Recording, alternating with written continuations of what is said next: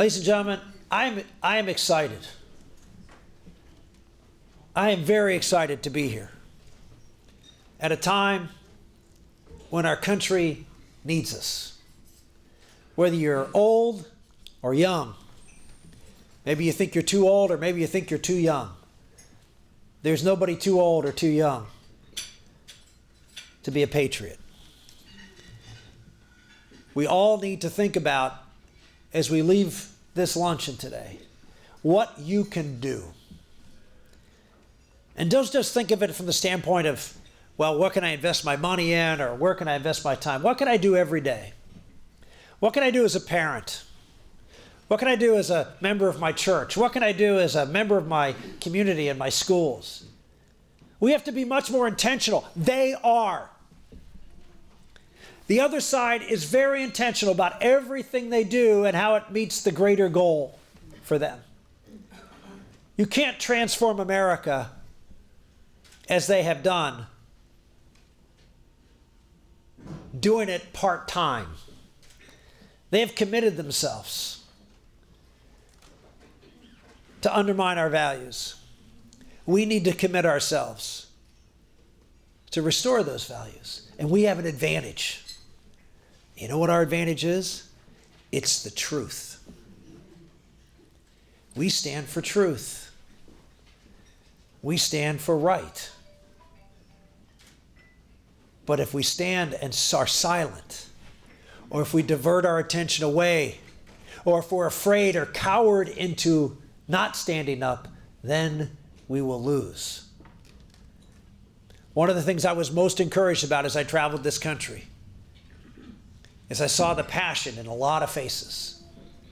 I'll admit, I saw a lot of fear, a lot of anxiety about the future of our country. It's well placed. We are at a tipping point. This president sees his opportunity, and he is seizing it. He is going to take these next 4 years. If you look at every appointment he's made, everything he said in the State of the Union address, this was not a moderate man who's going to coast in his second term. This is a man who sees that he has a field. He has Republicans in disarray, backtracking, thinking that we need to appease, placate him, and that somehow or another the media will leave them alone or quit criticizing them. The heck with the media. We need to go out and fight. The reason we didn't succeed in this last election is not because our principles and values aren't right. It's because we didn't have the courage to go out and forcefully communicate them. And we didn't do it in a way that is important to do. I use the example of the pro-life movement. The pro-life movement for 30 years after Roe versus Wade, 25 years, 30 years after Roe versus Wade, we fought. I spoke for the first time at the March for Life. I'd never been asked to speak before that. First time, 700,000 people. The vast majority of them under the age of 25. Why has that movement changed? What have we done to move as we have? We've moved the needle on abortion. More Americans are now as a percentage pro-life than at any time since 1973. What happened? Did we change our position? 40 years of the law saying that abortion is right, legal. 40 years of the mainstream media and the popular culture emphasizing how right it is, how good it is. Yet young people are more pro-life than the baby boom generation. Why is that? Because the pro-life movement matured and learned and understood that they had to be true to who they are. And at the essence, what is the pro-life movement? It's a movement of love. Love for everyone. The child and the mother and the father and the other members of the family. When we stopped standing on our mountaintop, moralizing and pointing the finger at people who were doing horrible things, and said, we love you and we will support you, with crisis pregnancy centers that have exploded across this country. Now the face of the pro-life movement is not some scold,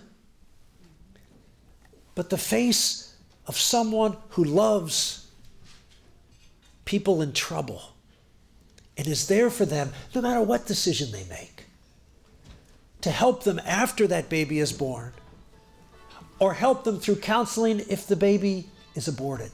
Either way, there's harm and there's damage, and we're there to help. Have we backed away from what we believe in? No. How many times did you hear during this election, Barack Obama won because of this number? Remember this? 81% of people versus 19%. Remember that number? What was it about? Does he care? Who cares for me? 81%, Barack Obama. We can stand on our principles. We can fight for the truth. But if people think we don't care about them, we're not going to win. If there's anything we have to do, is we have to learn from the pro-life movement. That our message has to be one of caring. That doesn't mean government programs. Doesn't mean exploding budgets. But it does mean that we have to talk to people where they are. I'll give you an example from the last election. I remember, I think it was day 2 of the Republican convention in Tampa. I walked into the hall. It was the day I spoke. I walked into the hall and I saw these signs. We built that. I don't know if you remember that or not, those of you who were at the convention. What was that playing off of? Well, Barack Obama made some stupid statement that, you didn't build that. When he's talking about a business. So what did we do?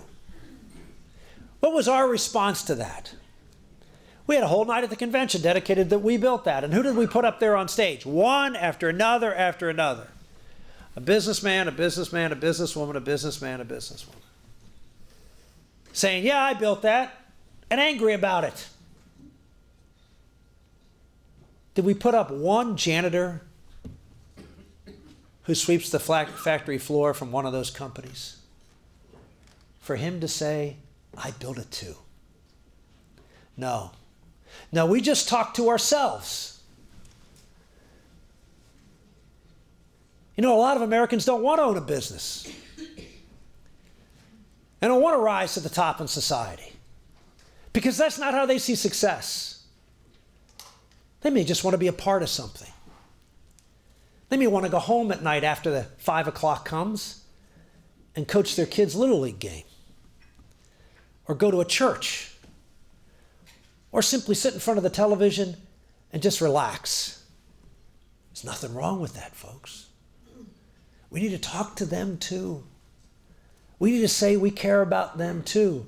We don't all have to be uber achievers. There's room for everyone. But we just don't see it that way. We have a lot to give. Let's learn from the greatest